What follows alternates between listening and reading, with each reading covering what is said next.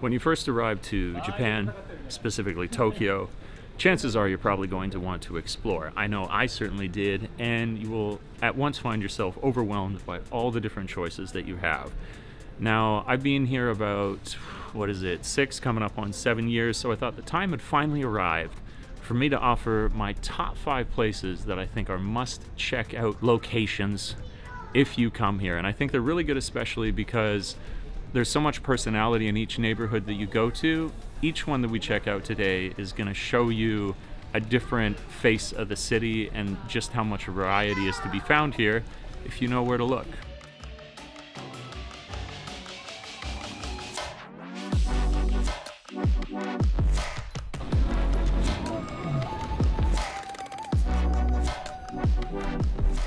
Okay, so first up we got Shimokitazawa. This is easily like my top 2 favorite neighborhoods in Tokyo. So why do I choose this? Why do I love it so much? Well, it's specifically because it's a little bit of a countercultural neighborhood where when you think of Japan, you think coloring inside the lines and following the rules. But in Shimokitazawa, it's totally opposite. It's probably the most iconic characteristic that you find when you come here is all the street art.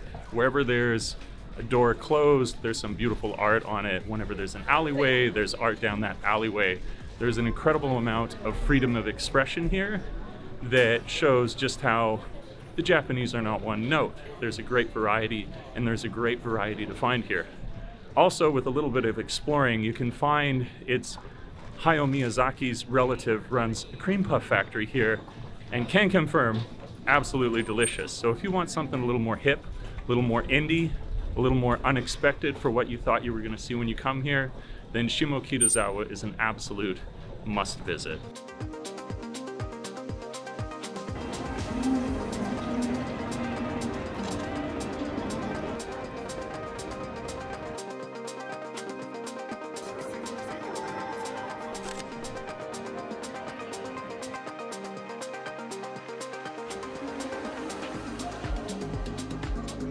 Next up, found our way to Shibuya Station. And I know what you're thinking, normally that's where everybody would go, but times are changing. I entreat you to put down the pitchforks and the beard oil for just a moment and try something new. And that's specifically what we're here for, is there's a recent development in Shibuya called it's up here, the Shibuya Scramble Square. And for those of you who want to get a really, really killer shot of what downtown Tokyo looks like at night, and specifically the very iconic Shibuya crossing behind me, it's an incredible place to go. There's like rooftop shows every 30 minutes, and for me, if you want to get a sense of like just the majesty of the night here, there's no better place to check out.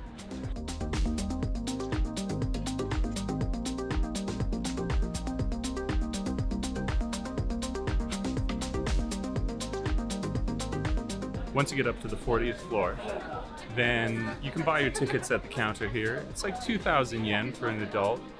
And this is a busy day, everybody's on holidays, and I think the wait's about 20 分, so you got like 20 minutes, which is not so bad, if I heard correctly.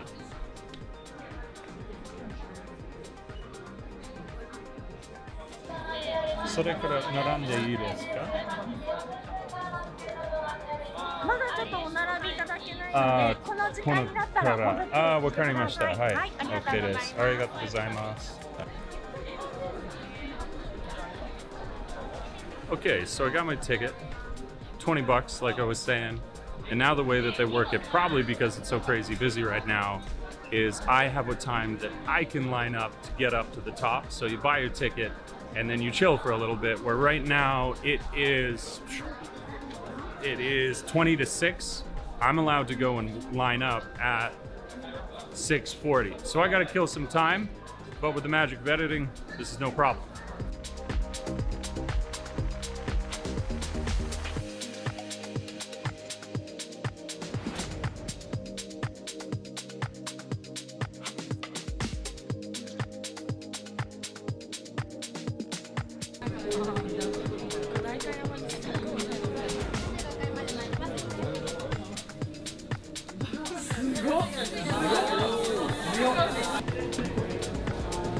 So it looks like you can only actually can't bring a bag. You can bring your smartphone and a camera. So no more gimbal. I'm sad, but damn if this isn't one of the most impressive views I've ever seen.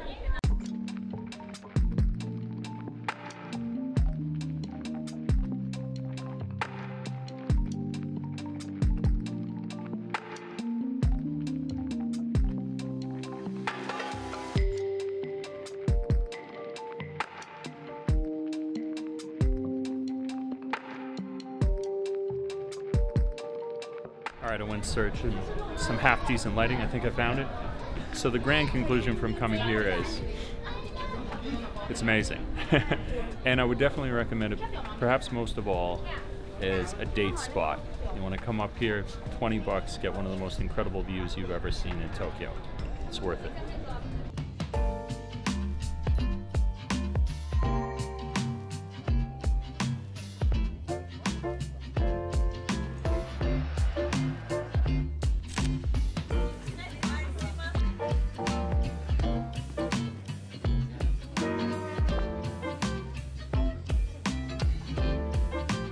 So here we are, next in Yanaka Ginza Shoten. So why would I choose this as one of my must-visit places that I recommend to people if they come to Tokyo? It's got a couple of reasons, but first and foremost, if you're a fan of street food, it's got some of the most amazing that you can possibly imagine. And as a Shoten guy, it's a business co-op, so basically all the people are banding together here to try and keep these smaller businesses from not going under. And to do that, they have a similar design aesthetic, they all support each other. It's really, really cool. I like contributing to a community like that. And it's also known as Cat Street, so it can turn into a fun kind of game when you come here to try and spot all the various cats that you will find if you look. My favorite activity that I would recommend if you do come is you grab a couple of pieces of this delicious street food, and then nearly at the end of the street there's this liquor store, but it also has these outdoor crates. And the best time of year to come, I would say, is fall and winter. And then you get the street food and you grab my most favorite winter drink here in Japan. It's called amazake, and it's this heated, sweet rice drink. So you sit outside, bask in the cool gold winter glow of the sun, have yourself some street food and that drink, and it's the best thing in the world. And ever since I've been here, of course, as I say, it's this community, same sweet little old lady who's always serving people, and she's always a delight. Definitely have to check this place out if you come.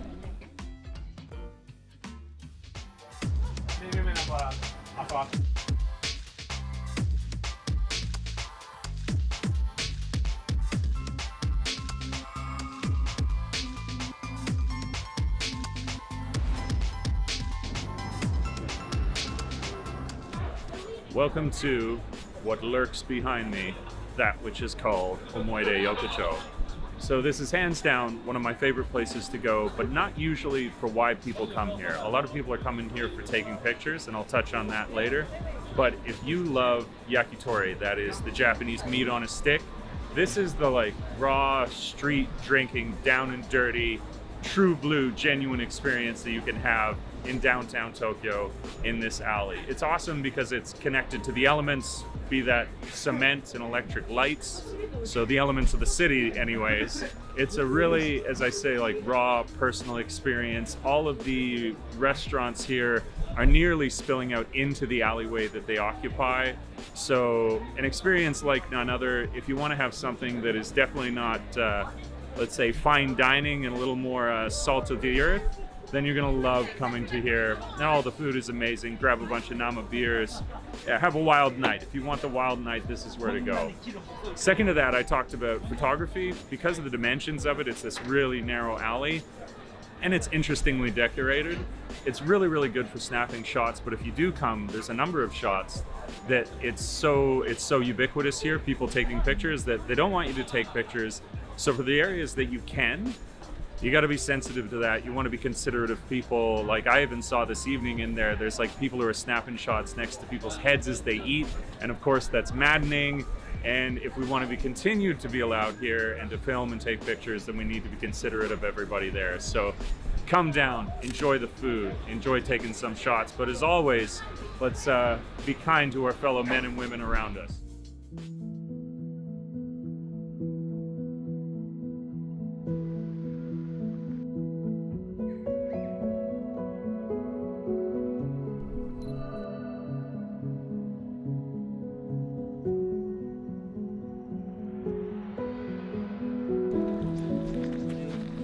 Kichijoji has cool places to eat.